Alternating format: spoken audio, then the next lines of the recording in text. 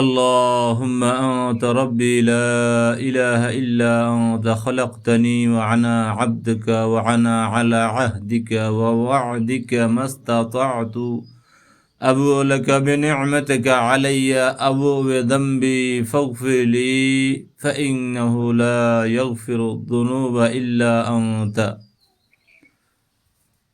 সম্মানিত বন্ধুরা, হাদিসে বুখারীর মধ্যে রয়েছে হাদিসটি, নবী সাল্লাল্লাহু আলাইহি ওয়াসাল্লাম বলছেন, কেউ যদি ঈমান এবং দৃঢ় বিশ্বাসের সাথে সকালে সাইয়্যিদুল ইস্তিগফার অর্থাৎ দোয়া, আল্লাহর কাছে ক্ষমা প্রার্থনা করার শ্রেষ্ঠতম দোয়া, এই দোয়া যদি কেউ সকালে পড়তে পারে আর সন্ধ্যার মধ্যেই সে মৃত্যুবরণ করে, তাহলে আল্লাহ রসুল বলছেন সে জান্নাতি হবে।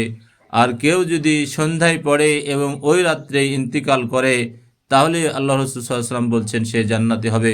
আল্লাহ রব্বুল আলামিন উল্লেখিত সাইয়্যিদুল ইস্তিগফার অর্থাৎ আল্লাহ রব্বুল আলামিনের কাছে ক্ষমা প্রার্থনা করার সর্বশ্রেষ্ঠ দোয়া, এই দোয়া সকলকে আমল করা তৌফিক দান করুন।